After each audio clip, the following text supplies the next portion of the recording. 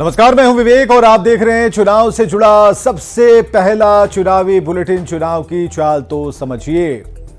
लोकसभा चुनाव में चंद दिनों की देरी है और बीजेपी चाल चले जा रही है तो कांग्रेस भी चाल पर चाल चली रही है। राहुल गांधी बिहार की धरती से हुंकार भर रहे हैं, तेजस्वी उनके सारथी बनकर सियासी चाल की धार को तेज कर रहे हैं। तो बिहार की नई सरकार ने आरजेडी कोटे के मंत्रियों के विभागों के लिए गए सभी निर्णयों की जांच का आदेश देकर एक बहुत बड़ी चाल चल दी है। वहीं झारखंड में मंत्रिमंडल विस्तार के जरिए सामाजिक समीकरण को साधने की चाल चली गई है। हमारी नजर चुनाव की हर एक चाल पर है, तो चुनाव से जुड़ी हर एक खबर को दिखाएंगे, खबर के अंदर की एक एक चाल को समझाएंगे। बस देखते रहिए देश का सबसे पहला समझाने वाला बुलेटिन, चुनाव की चाल तो समझिए।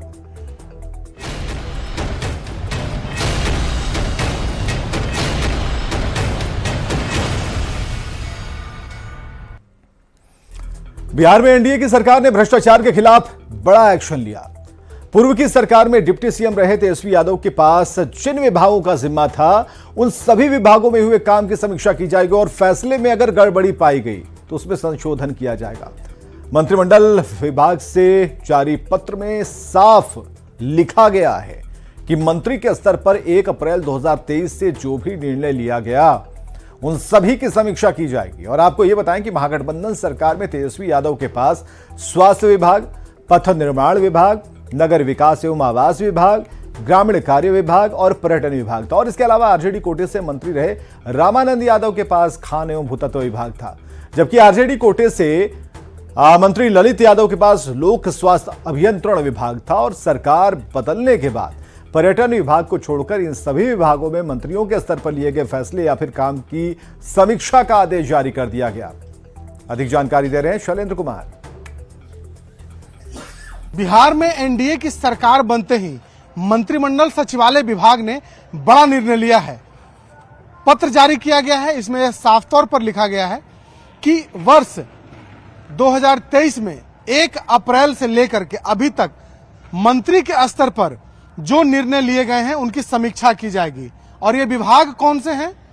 तो पथ निर्माण विभाग, स्वास्थ्य विभाग, नगर विकास एवं आवास विभाग, ग्रामीण कार्य विभाग, खान भूतत्व विभाग, लोक स्वास्थ्य अभियंत्रण विभाग। मतलब साफ है कि ऐसे विभागों को इसमें चिन्हित किया गया है जो ज्यादातर विभाग तेजस्वी यादव के पास थे और आरजेडी कोटे के कहा जा सकता है कि सभी ये जो विभाग है उसमें सभी आरजेडी कोटे के में थे। तो ऐसी परिस्थिति में कहा जा सकता है कि जिस तरीके से सदन के अंदर मुख्यमंत्री नीतीश कुमार ने भ्रष्टाचार की बात कही थी और उप मुख्यमंत्री सम्राट चौधरी लगातार यह कहते रहे हैं कि हम फाइलों को निकलवाएंगे, पुरानी सरकार में जो गड़बड़ियां हुई हैं उसे उजागर किया जाएगा, तो कहीं ना कहीं उसकी एक कड़ी मानी जा रही है यह पत्र जो मंत्रिमंडल सचिवालय विभाग ने जारी किया है। और इसमें सबसे महत्वपूर्ण है कि मंत्री में जो पूर्व मंत्री के स्तर पर जो कार्य किए गए हैं या उनके द्वारा जो निर्णय लिए गए हैं उनकी समीक्षा की जाएगी।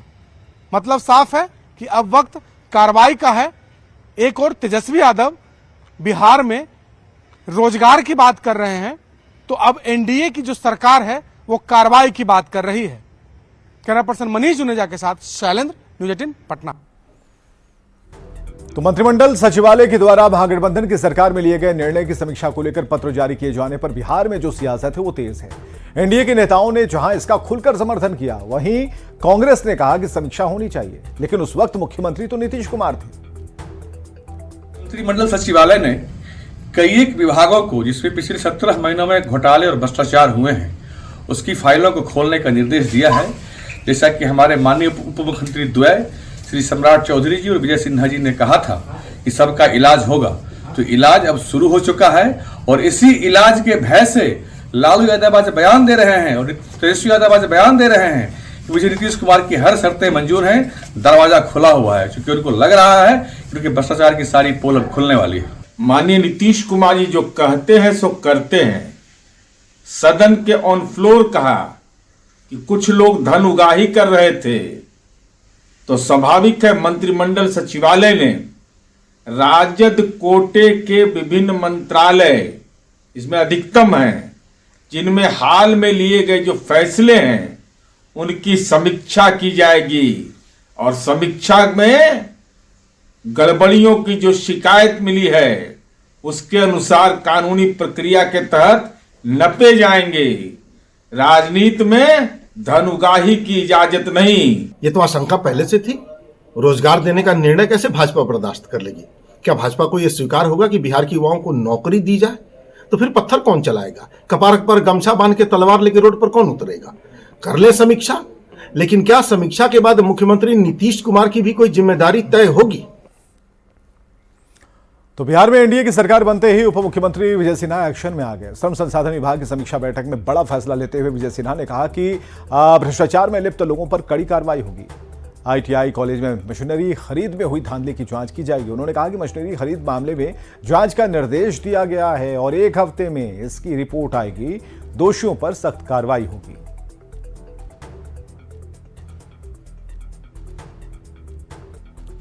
पहले जो उप मुख्यमंत्री थे वो 5 विभाग रखे हुए थे। पथ निर्माण विभाग, स्वास्थ्य विभाग, नगर विकास विभाग, आरडब्ल्यूडी। अरे भाई 1-2 विभाग ठीक है, और विभाग के अंदर ईमानदारी से काम करनी चाहिए, समीक्षा करनी चाहिए, करप्शन रोकना चाहिए, विकास की गति को बढ़ाना चाहिए। एक आदमी के लिए 5 विभाग, हम तो अभी देख रहे हैं कि कितना कठिनाई होती है। दो विभाग तक का ठीक है, क्षम्य है। और जिन लोगों ने इसके अंदर सिर्फ सेवा के भाव से नहीं, मेवा के भाव से पथ निर्माण विभाग, स्वास्थ्य विभाग, शहरी विकास विभाग, वित्त वाणिज्य, ये सब उप मुख्यमंत्री के स्तर का है, तो इसकी ढंग से समीक्षा होनी चाहिए। और मुख्यमंत्री तो साफ सदन के अंदर कहे हैं कि लूटा है और लूटने वाले पर कार्रवाई होगी। तो मुख्यमंत्री जी का दिया हुआ वचन असत्य नहीं होगा। 12 फरवरी को फ्लो टेस्ट से पहले भी नीतीश कुमार ने विधानसभा में साफ संकेत दिया था कि आरजेडी कोटे के मंत्री गड़बड़ कर रहे हैं। मुख्यमंत्री ने कहा था कि कई बार उन्होंने गड़बड़ियों को पकड़ा और उसे रोका। मुख्यमंत्री ने तभी इशारा किया था कि इस बार इन सब की जांच कराई जाएगी। मुख्यमंत्री नीतीश कुमार का 12 फरवरी को विधानसभा में दिया गया बयान भी आप सुनिए। कि लोग कमा रहे हैं, आज तक जब ये पार्टी हम लोगों के साथ थी कभी इधर उधर नहीं किया था। अब आज शुरू हो गया, अच्छा नहीं है। तो भ्रष्टाचार पर प्रहार वाली चाल को जरा समझिए। आरजेडी पर पहले से भी भ्रष्टाचार के आरोप लगते रहे हैं। चारा घोटाले में लालू प्रसाद सजा याफ्ता है और लालू परिवार पर लैंड फॉर जॉब का भी आरोप है।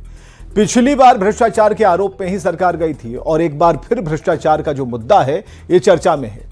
एनडीए की सरकार ने समीक्षा का आदेश दिया है और आरजेडी कोटे के मंत्रियों के फैसले की समीक्षा होगी कि क्या उन्होंने फैसला लिया, और इस बात का संकेत नीतीश कुमार ने 12 फरवरी को दिया था।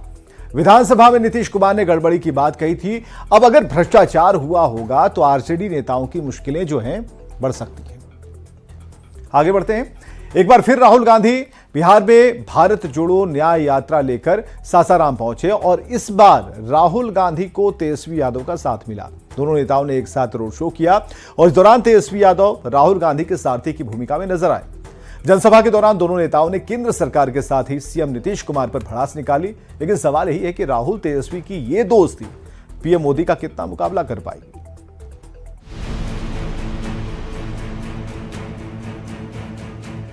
जीप की स्टीयरिंग पर तेजस्वी यादव और बगल में कांग्रेस नेता राहुल गांधी। राहुल गांधी के सारथी के रूप में तेजस्वी यादव नजर आ रहे हैं। तस्वीरें सासाराम की हैं, जहां कांग्रेस की भारत जोड़ो न्याय यात्रा लेकर पहुंचे राहुल गांधी को तेजस्वी यादव का साथ मिला। बिहार के पूर्व डिप्टी सीएम तेजस्वी यादव के साथ राहुल गांधी ने एक साथ रोड शो भी किया। सासाराम में ही जनसभा में तेजस्वी यादव पीएम मोदी के साथ ही मुख्यमंत्री नीतीश कुमार पर जमकर भड़ास निकाली। तो राहुल गांधी ने केंद्र की मोदी सरकार को किसान विरोधी बताया।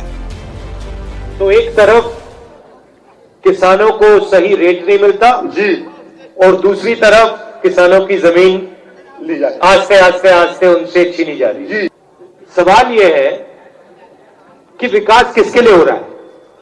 ये कहना कि हमें देश के विकास के हम खिलाफ नहीं है, ये इनकम्प्लीट बात है।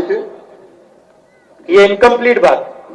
सबसे पहले आपको यह पूछना पड़ेगा कि जो विकास हो रहा है किस प्रकार का विकास हो रहा है और किसके लिए हो रहा है। राहुल के साथ जनसभा करने के दौरान तेजस्वी यादव ने मुख्यमंत्री नीतीश कुमार पर जमकर हमला बोला। तेजस्वी ने नीतीश को एक थका हुआ सीएम बताया और कहा बीजेपी के साथ कभी नहीं जाने की नीतीश जी की कसम का क्या हुआ। यही नहीं, तेजस्वी यादव ने बिहार में 17 महीने में लाखों नौकरी देने की फिर से क्रेडिट भी ली। एक थके हुए मुख्यमंत्री को थके ही हुए हैं ना।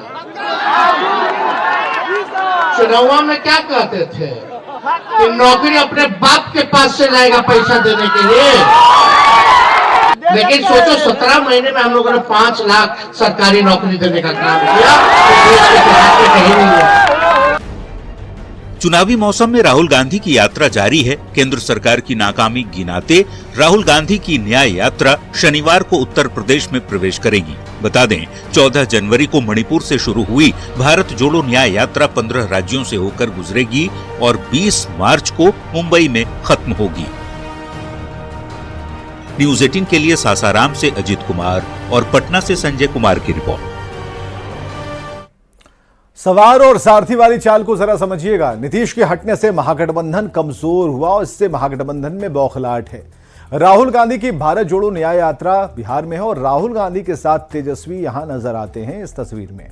तो तेजस्वी ने राहुल की गाड़ी चलाई, ये बताने की कोशिश कि हम एकजुट हैं, मजबूती दिखाने की कोशिश हुई, सरकार पर हमला कर मंशा जाहिर भी किया। लेकिन क्या मोदी का मुकाबला कर पाएंगे? नीतीश मोदी की जोड़ी के सामने टिक पाएंगे? सवाल है। आगे बढ़ते हैं। चंपाई सोरेन मंत्रिमंडल का विस्तार हो गया है और 8 विधायकों ने मंत्री पद की शपथ ले ली। बसंत सोरेन और दीपक बिरुआ पहली बार मंत्री बने और मंत्रिमंडल विस्तार के जरिए जातीय सियासी समीकरण को साधने की कोशिश की गई। हालांकि शपथ ग्रहण से पहले कांग्रेस में हलचल देखने को मिली। गुप्ता, मैं बादल ईश्वर की शपथ लेता हूं। मैं मिथिलेश कुमार ठाकुर, मैं बसंत सोरेन ईश्वर की शपथ लेता हूं। बेबी देवी ईश्वर की शपथ लेती हूं। झारखंड में कई दिनों से चल रही ऊहापोह और दावेदारी का दौर मंत्रियों के शपथ ग्रहण के साथ शुक्रवार को समाप्त हो गया। कुल 8 विधायकों ने मंत्री पद की शपथ ली। मैं बसंत सोरेन ईश्वर की शपथ लेता हूं कि मैं विधि द्वारा स्थापित भारत के संविधान के प्रति सच्ची श्रद्धा और निष्ठा रखूंगा। मैं भारत जेएमएम कोटे से 5 विधायकों ने मंत्री पद की शपथ ली, जबकि कांग्रेस के 3 विधायक मंत्री बने। झारखंड मुक्ति मोर्चा की तरफ से बसंत सोरेन, मिथिलेश ठाकुर, हफीजुल हसन और बेबी देवी के साथ ही दीपक बिरुआ को चंपाई मंत्रिमंडल में शामिल किया गया। मिथिलेश ठाकुर, हफीजुल हसन और बेबी देवी हेमंत सोरेन मंत्रिमंडल में भी शामिल थे, जबकि इसमें बसंत सोरेन और दीपक बिरुआ पहली बार मंत्री बने हैं। बसंत सोरेन पूर्व मुख्यमंत्री हेमंत सोरेन के छोटे भाई हैं, जिनको मंत्री बनाकर पार्टी और परिवार में बैलेंस बनाने की कोशिश की गई है। जबकि दीपक बिरुआ का संबंध कोल्हान प्रमंडल से है, जहां से मुख्यमंत्री चंपाई सोरेन आते हैं। कोल्हान प्रमंडल से आने वाले दीपक बिरुआ को मंत्री बनाकर कोल्हान के इलाके में झारखंड मुक्ति मोर्चा की पकड़ को और ज्यादा मजबूत करने की कोशिश की गई है। कांग्रेस की यदि बात करें तो कांग्रेस के 3 विधायकों ने मंत्री पद की शपथ ली। ये तीनों वही चेहरे हैं जो पिछली हेमंत सोरेन कैबिनेट में भी शामिल थे। यानी कांग्रेस आलाकमान ने एक बार फिर से रामेश्वर उरांव, बन्ना गुप्ता और बादल पत्रलेख पर ही भरोसा जताया। हालांकि शपथ ग्रहण से पहले मंत्री पद को लेकर कांग्रेस के अंदर जबरदस्त गुटबाजी और नाराजगी भी देखने को मिली। सर्किट हाउस के कमरा नंबर 107 में कांग्रेस के नाराज 11 विधायकों ने करीब 2.5 घंटे से ज्यादा वक्त तक बैठक की। कांग्रेस के प्रदेश प्रभारी और पार्टी नेतृत्व के काफी मान मनव्वल के बाद ये सभी विधायक कांग्रेस कोटे के 3 नाम पर सहमत हुए, जबकि दूसरी ओर ऐन शपथ ग्रहण से ठीक पहले कांग्रेस के दबाव में बैजनाथ राम का नाम काटे जाने से उनके समर्थकों में नाराजगी देखने को मिल रही है। न्यूज़ 18 के लिए रांची से अविनाश और संजय सिन्हा के साथ ब्यूरो रिपोर्ट। तो चंपाई सोरेन सरकार का मंत्रिमंडल विस्तार हो गया। शपथ ग्रहण के बाद मुख्यमंत्री के साथ मंत्रियों की संख्या 11 हो गई और एक मंत्री की जगह अब भी खाली है।